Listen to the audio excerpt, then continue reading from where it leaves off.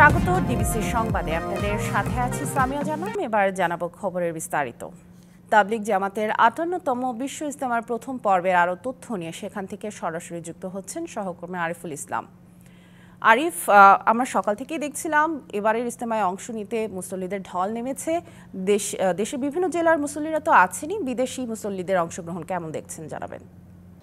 সামিয়া, ২০০০-এর অধিক বিদেশি মুসল্লি বা ধর্মপ্রাণ মুসলমান যারা আছেন তারা কিন্তু অংশগ্রহণ করেছেন এই বিশ্ব ইজতেমার প্রথম পর্বে। তবে জুবাইর অনুসারী যারা আছেন তারা কিন্তু দুটি ধাপে, এবার প্রথমবারের মতো কিন্তু দুটি ধাপেই তারা এই বিশ্ব ইজতেমা অনুষ্ঠিত করছেন। কারণ হচ্ছে অধিক সংখ্যক লোকবল হওয়ার কারণে বা ধর্মপ্রাণ মানুষ হওয়ার কারণে কিন্তু তারা এই দুটি ভাগে ভাগ করেছেন, যাতে করে কোনো ধরনের বিশৃঙ্খলা, কোনো ধরনের সমস্যা না পড়তে হয়।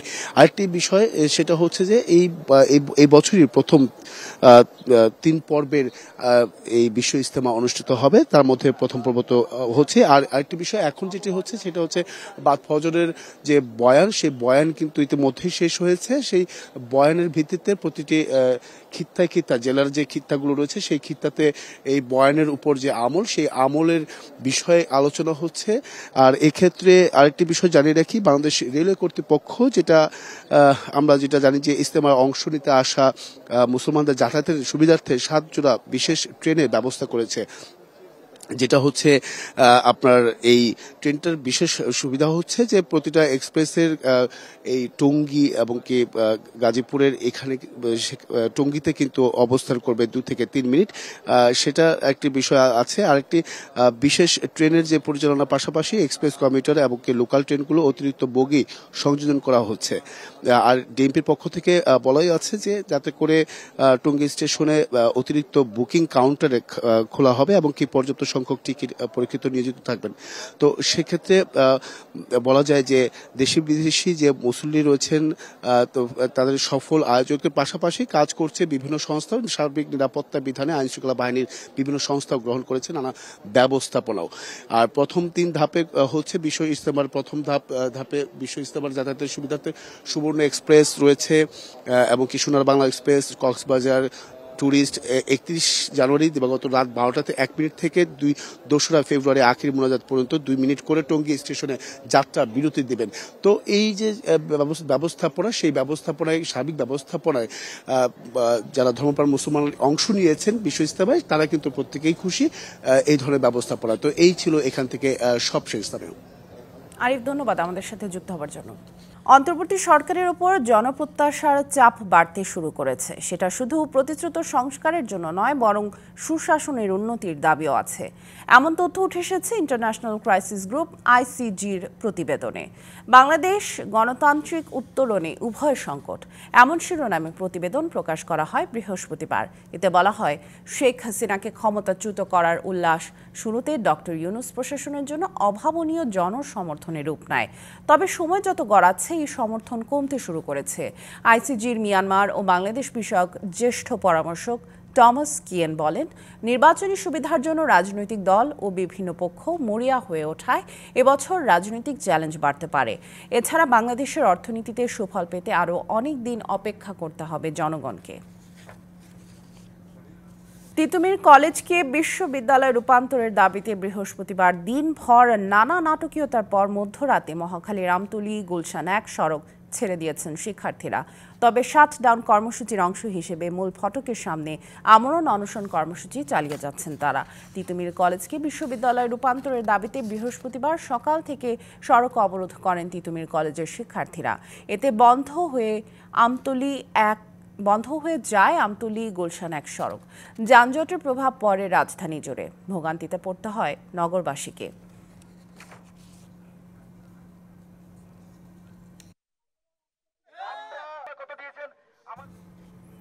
পাঠকের নতুন বইয়ের ঘ্রাণের অপেক্ষা শেষ।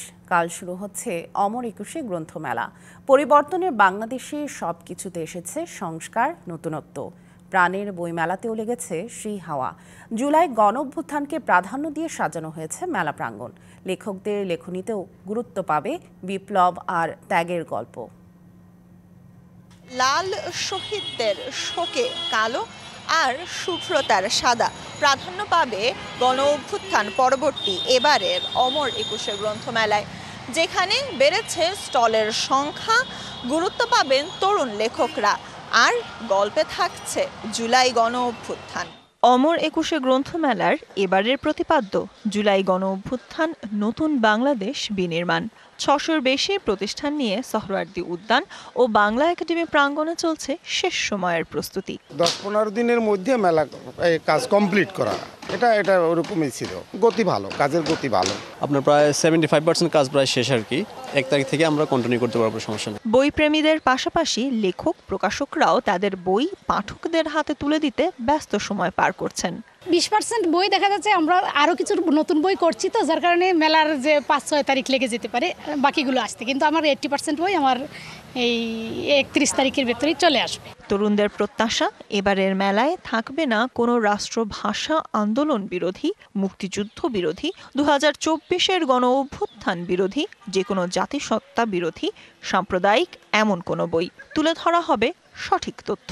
এবার যেন সামষ্টিকভাবে যাদের এদেশে অবদান আছে প্রত্যেককে যেন এভাবে ঢুকানো হয়। শিক্ষার্থীদের পয়েন্ট অফ ভিউ থেকে তারা দেখতে পারবেন আসলে জুলাই অভ্যুত্থানটা কেন হয়েছিল এবং কেন এটা আমাদের দেশের জন্য খুব বেশি জরুরি ছিল। তো যারা নতুন প্রজন্ম যারা আছে তারা যাতে ভালো কিছু শিখুক, এমনকি সত্যটা শিখুক, ভালো খারাপ ওইটা পরে সত্যটা জানুক। তরুণ লেখক এবং প্রকাশকরাও পাবেন এবার বিশেষ গুরুত্ব। জুলাই গণ অভ্যুত্থানের পরে মানুষের মধ্যে একটা পরিবর্তনের আকাঙ্ক্ষা জেগেছে। মানুষ একটা ভালো বাংলাদেশ চাচ্ছে। এটা হচ্ছে এবারের বইমেলার শক্তি, এবং আমরা বিশ্বাস করি যারা গণ অভ্যুত্থানে অংশগ্রহণ করেছে, বিশাল তরুণ, তারা বইমেলায় আসবেন, বইয়ের সঙ্গে তারা থাকবেন। বহু প্রকাশক যারা অনেক দিন ধরে বইমেলায় আসতে পারেননি কিংবা আসার প্রয়োজন বোধ করেননি, এই ধরনের বহু প্রকাশক এবার অনেকেই প্রথমবারের মতো একটা বড় অংশ বইমেলায় অংশগ্রহণ করতে যাচ্ছেন, এবং আমরা আশা করছি যে সবার অংশগ্রহণে বইমেলা খুব সুন্দরভাবে হবে। প্রতিবারের মতো এবারের মেলায়ও থাকছে নতুন বই উন্মোচন মঞ্চ, লেখক বলছি মঞ্চ, লিটল ম্যাগ, শিশু মঞ্চ ও সিসিমপুরের আয়োজন। প্রতিদিন বিকেল ৩টা থেকে রাত ৯টা পর্যন্ত এবং ছুটির দিনে বেলা ১১টা থেকে রাত ৯টা পর্যন্ত চলবে বইমেলা। Sultana Swarna, DBC news, Dhaka. দাম বাড়ানোর প্রায় ১.৫ মাস পরও বাজারে সয়াবিন তেলের সংকট কাটেনি। সয়াবিনের ১ ও ২ লিটার বোতলের সংকট প্রকট। খোলা তেল বিক্রি হচ্ছে ইচ্ছামতো দরে, চাহিদা মতো তেল না পাওয়ায় ভোগান্তিতে ক্রেতারা। খুচরা ব্যবসায়ীদের অভিযোগ, প্রয়োজনের অর্ধেকও সরবরাহ নেই। যেটুকু মিলে তার সাথে বিভিন্ন ধরনের পণ্য কিনতে বাধ্য করছে সরবরাহকারী প্রতিষ্ঠানগুলো। ভোজ্য তেলের সংকটের আরও খবর জানাতে আমাদের সাথে যুক্ত হচ্ছেন আমাদের সহকর্মীরা। প্রথমেই যাব খুলনায়। খুলনার মহানগরীর গল্লামারী বাজারে রয়েছেন আমাদের সহকর্মী আমিরুল ইসলাম। সরাসরি যাচ্ছি তার কাছে। আমিরুল, আমরা খুচরা ব্যবসায়ীদের যে অভিযোগটির কথা জানছিলাম যে পাইকারি বাজারেই সরবরাহ কম বলে তারা অভিযোগ করছেন। খুলনার পাইকারি বাজারে ভোজ্য তেলের সরবরাহ কেমন দেখছেন জানাবেন, এবং পাইকারি বাজারের দাম সম্পর্কেও জানাবেন, পাশাপাশি খুচরা বাজারে কেমন দাম? বলা যায় যে খুলনায় চলছে, অস্থির অবস্থায় চলছে, স্থির অবস্থায় আসছে না। আর যে পাইকারির কথা বলছেন সেটা কিন্তু বড় বাজারে পাইকারি বিক্রি হয়ে থাকে, এখানটায় বিভিন্ন সময় বিভিন্ন দামে বিক্রি হচ্ছে। বিশেষ করে যেমন বোতলজাতকৃত সয়াবিনগুলা একটা কোম্পানির, কিছু কোম্পানির আওতাধীন রয়েছে, অনুরূপভাবে থাকছে যে খুচরা, সেগুলোও কিন্তু যে খোলা সয়াবিন তেল এটাও ওঠানামা করছে। বিশেষ করে ১৮০ থেকে ২০০ টাকা পর্যন্ত ওঠানামা করছেন। আমরা কথা বলবো, এখানে রয়েছেন একজন ক্রেতা। কি অবস্থা, সয়াবিন বাজার কেমন দেখছেন? বাজার একটু ঊর্ধ্বগতি, প্রচুর না থাকাতে এই জন্য ঊর্ধ্বগতি। আর আমাদের আশা করবো যে উপদেষ্টার কাছে যে যাতে করে বাজার দরটা একটু সিন্ডিকেট না হয়, যাতে করে গরিব মানুষ ক্রয় ক্ষমতার মধ্যে খেতে পারে সয়াবিন তেলটা।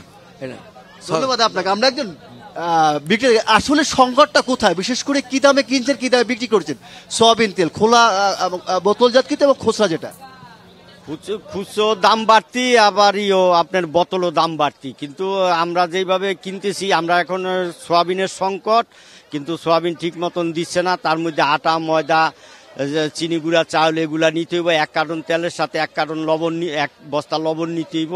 এই ছাড়া আমাদের এখন দিচ্ছে না। দীর্ঘদিন যাবত এই সয়াবিনের সমস্যা চলছে। কেমন কিনতে হচ্ছে, আপনারা কেমন বিক্রি করছেন? আমরা মনে করেন ৮৪২ টাকা কিনি ৫ লিটার তেল, ৮৫০ টাকা বিক্রি করি। ধন্যবাদ আপনাকে। এবং যেমনটি বলছেন, বিশেষ করে যে সয়াবিনের যে বোতলজাত সয়াবিন, এখানে শুধুমাত্র সয়াবিন কিনলে হবে, সঙ্গে অন্য পণ্য সামগ্রী কিনলেই সয়াবিন মিলছে খুলনায়। এটা ছিল সর্বশেষ অবস্থা। আমিরুল ইসলাম, ধন্যবাদ আমাদের সাথে যুক্ত হওয়ার জন্য। আমরা এবার একটু যেতে চাই পঞ্চগড়ে। পঞ্চগড় শহরের বাজার মসজিদ মার্কেট এলাকা থেকে যুক্ত আছেন আমাদের সহকর্মী আবু সালেহ মোহাম্মদ রায়হান। আমরা খুলনার খবর জানছিলাম, পঞ্চগড়ের বাজারে ভোজ্য তেলের দরদাম কেমন এবং সরবরাহ সংকট দেখছেন কিনা জানাবেন। জি, আপনি বলছিলেন যে আসলে সামনে কিন্তু রমজান রয়েছে, রমজান ঘিরে কিন্তু ভোজ্য তেলের একটি ব্যাপক চাহিদা প্রতি বছরে লক্ষ্য করা যায়। এবারেও হয়তো সেরকমই চাহিদা থাকবে। তবে উত্তর জেলা পঞ্চগড়ে কিন্তু আমরা গত কিছুদিন ধরেই দেখছি যে ভোজ্য তেলের যেসব বোতলজাত তেলের বোতল রয়েছে সেগুলো কিন্তু সংকট চরম আকার ধারণ করেছে। আমরা বিভিন্ন ব্যবসায়ীদের সাথে, দোকানদার সাথে কথা বলছি, তারা আমাদেরকে যেমনটি বলছেন যে যেসব তীর, রূপচাঁদা বা অন্যান্য যেসব কোম্পানি রয়েছে তাদের যেসব সয়াবিন তেলের বোতল রয়েছে সেগুলো নিতে গেলে কিন্তু তাদের অন্যান্য পণ্য সাথে নিতে হয়। আমরা একজন খুচরো ব্যবসায়ীর সাথে কথা বলবো তেলের সংকট নিয়ে। আপনারা কি ধরনের তেলের সংকট দেখছেন বাজারে? না, তেল তো মোটামুটি দিচ্ছে না, যে আমাদের চাহিদা অনুযায়ী মাল পৌঁছাইতে পারতেছে না। তারপর প্রতিটা তেলের সাথে অমুক নিতে হয়, চিনি নিতে হয়, ডাল নিতে হয়, আটা নিতে হয়, না হলে কোনো মালই দিচ্ছে না। এটার সঙ্গে আবার সোয়াবিনের সঙ্গে আবার ভেজিটেবল নিতে হচ্ছে।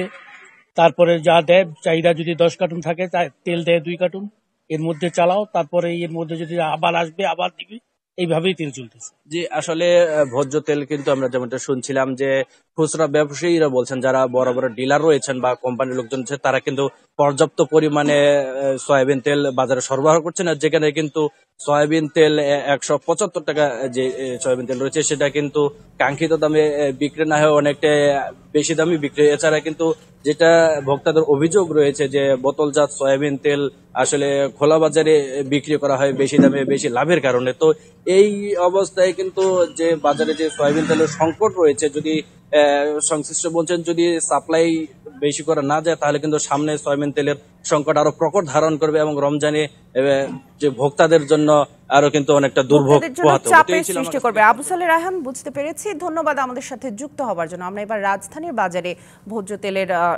সরবরাহের বিষয়ে খবর জানবো। রাজধানীর বাজারে সয়াবিন তেলের বিষয়ে জানাতে মোহাম্মদপুর পাইকারি বাজার থেকে যুক্ত আছেন আমাদের সহকর্মী মোস্তফা মাহবুব। আমরা রাজধানীর বাইরে খুলনা এবং পঞ্চগড়ের বাজারের খবর জানছিলাম। রাজধানীর পাইকারি বাজারে আসলে তেল সংকটের মূল কারণ কি এবং খুচরা বাজারের প্রভাব সম্পর্কে জানাবেন। দেশে যে পণ্য সয়াবিন তেল আমরা ভোক্তারা পাই সেটির পুরোটাই কিন্তু বিভিন্ন দেশ থেকে এটি আমদানি হয়ে আসে। সাধারণত ভোজ্য তেলের ক্ষেত্রে সয়াবিন তেল এবং পাম অয়েল, এই দুটি পণ্যই কিন্তু আসলে বাজারে বিক্রি হয় এবং এই পণ্যগুলোর মধ্যে সরবরাহের ক্ষেত্রে যদি বলি, বেশিরভাগ ক্ষেত্রে কিন্তু বড় বড় কোম্পানিগুলো বোতলজাত যে সয়াবিন তেল সেটি সরবরাহ করে। 4 থেকে 5টি কোম্পানি কিন্তু এই তেলটি সরবরাহ করে। কিন্তু গেল বেশ কিছুদিন ধরে প্রায় 1 থেকে 1.5 মাসের উপরে আমরা দেখছি দাম বাড়ানোর পরও কিন্তু এই সরবরাহ স্বাভাবিক হয়নি। আমার সঙ্গে একজন বিক্রেতা আছেন, তার কাছে একটু জানতে চাই এই মুহূর্তে আসলে আপনারা চাহিদা মতো সয়াবিন তেল কোম্পানিগুলোর কাছে পাচ্ছেন কিনা এবং একই সঙ্গে খোলা তেল যেটি বিক্রি হয় সেটি সরবরাহ পরিস্থিতি কি? আজকে সকালেও আমি 3জন ডিলারের কাছে ফোন করেছি সয়াবিন গ্রামে, কোনো ডিলারে কোনো সয়াবিন পাইনি। ইভেন আমাদের পাশাপাশি সিটিগুলো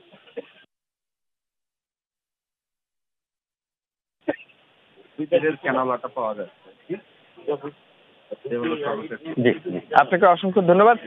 এই বিক্রেতা যেমনটা জানাচ্ছিলেন যে তেল সরবরাহকারী যে প্রতিষ্ঠানগুলো আছে সেই প্রতিষ্ঠানগুলো কিন্তু চাহিদা মতো তেল সরবরাহ করছেন না এবং এই সংকটটি কিন্তু আজকালের নয়, আসলে বেশ দীর্ঘদিনেরই। এই সংকট যদি সমাধান না করা হয়, রমজানে যখন চাহিদা আরো বেড়ে যাবে তখন কিন্তু এই সংকটটি প্রকট আকার ধারণ করবে এবং তেল নিয়ে এক ধরনের অস্থিরতা তৈরি হওয়ার শঙ্কাও কিন্তু করছেন খুচরা বিক্রেতা এবং ক্রেতারা। এই ছিল এখন পর্যন্ত আমার কাছে রাজধানী থেকে সয়াবিন তেলের বাজারের খবর। মাহবুব, ধন্যবাদ আমাদের সাথে যুক্ত হওয়ার জন্য। ভালোবাসা দিবস, বসন্ত উৎসব ও আন্তর্জাতিক মাতৃভাষা দিবস সামনে। এসব উৎসবে ফুলের চাহিদা সবচেয়ে বেশি, তাই শেষ সময়ের পরিচর্যায় ব্যস্ত যশোরের গদখালির ফুল চাষিরা। মাঠে মাঠে চাষ হয়েছে নানা রঙের জাতের দেশি বিদেশি ফুল। শেষ পর্যন্ত আবহাওয়া অনুকূলে থাকলে ফুল বিক্রি করে এবার বেশি লাভের আশা চাষিদের। গোলাপ, গাঁদা ও জারবেরা সহ নানা জাতের ফুলের সমাহার যশোরের গদখালিতে। শেষ সময়ের পরিচর্যায় ব্যস্ত চাষি, আর কয়েকদিনেই এই মাঠগুলো ভরে উঠবে রঙিন ফুলে। গেল ইংরেজি নববর্ষ ও বিজয় দিবসে গদখালি থেকে 2 কোটি টাকার বেশি ফুল বিক্রি হয়েছে। এবার ভালোবাসা দিবস, বসন্ত উৎসব ও আন্তর্জাতিক মাতৃভাষা দিবসে ফুলের চাহিদা আরও বাড়বে। আমরা যারা ফুল চাষি তারা সামনে 3টে উৎসবকে বরণ করার জন্য আমাদের প্রাথমিকভাবে আমরা ফুলের পরিচর্যা শুরু করেছি। 14 ফেব্রুয়ারি একটা আছে, বসন্তের উৎসবের একটা আছে, এই জন্য প্রস্তুতি নিচ্ছি। 3টে দিবসে যদি ফুল ভালো বেচা কিনা হয়, দাম ভালো পাই, তাহলে আমরা লাভবান। চাষিরা আশা করছেন আশানুরূপ ফুল ফুটবে এবার। ন্যায্য দাম পেলে ভালো লাভও পাবেন তারা। যে প্রতি পিস গোলাপ এখন 3 থেকে 4 টাকা পিস যাচ্ছে, এখন আমাদের একটু লাভজনক কম। গোলাপ এতদিন বিক্রি হয়েছে 2 টাকা 3 টাকা, আজকে বিক্রি হয়েছে 4-5 টাকা। মানে কেউ শীত যত পড়বে তো দাম ওঠে মালের। ফুল ব্যবসায়ীরা বলছেন সবকিছু ঠিকঠাক থাকলে এবার গদখালি থেকে কয়েক কোটি টাকার ফুল বিক্রি হবে। বসন্ত ভালোবাসার এবং 21শে ফেব্রুয়ারি এই উপলক্ষ করে আমাদের এই অঞ্চলের কৃষকরা মোটামুটি আগামী অনুষ্ঠানকে ঘিরে যাতে বেশি মূল্যে ফুল বিক্রি করতে পারে সেভাবে প্রস্তুত হয়েছে। ফুলের সঠিক পরিচর্যায় সহযোগিতার আশ্বাস স্থানীয় কৃষি বিভাগের। আমরা কৃষি সম্প্রসারণ বিভাগ কৃষকদেরকে এই ফুলটা ফোটা যাতে একটু বিলম্ব হয় সেই টেকনিক কাটানোর জন্য ফুলগুলোতে আমরা কলি অবস্থায় ক্যাপ পরানোর পরামর্শ দিচ্ছি। যশোরের গদখালিতে বাণিজ্যিকভাবে দেশি বিদেশি 11 জাতের ফুল চাষ হচ্ছে, আর এ কাজে জড়িত লাখের বেশি মানুষ।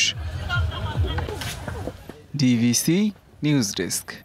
গাজায় যুদ্ধবিরতির 3য় ধাপে মুক্তি পেয়েছেন 110 ফিলিস্তিনি। তবে মুক্তি উদযাপন করায় পশ্চিম তীর থেকে 12 জনকে গ্রেপ্তার করেছে ইসরায়েল পুলিশ। স্বজনদের ফিরে আসার আনন্দে ধ্বংসস্তূপের বাইরে জড়ো হয়ে উল্লাস করতে দেখা যায় ফিলিস্তিনিদের। এ সময় গ্রেপ্তার অভিযান চালায় ইসরায়েলি বাহিনী। গাজাবাসীর এমন উদযাপন বন্ধ না হলে বন্দীদের মুক্তি দেয়া বন্ধ করে দেওয়ার হুঁশিয়ারি দিয়েছেন ইসরায়েলের প্রধানমন্ত্রী বেনিয়ামিন নেতানিয়াহু। এদিকে পূর্ব জেরুজালেম ও পশ্চিম তীরে অব্যাহত রয়েছে ইসরায়েলি আগ্রাসন। জেনিন রেফিউজি ক্যাম্পে আইটিএফ এর বোমা হামলায় নিহত হয়েছেন অন্তত 2 জন, আহত হয়েছেন আরও 3 জন।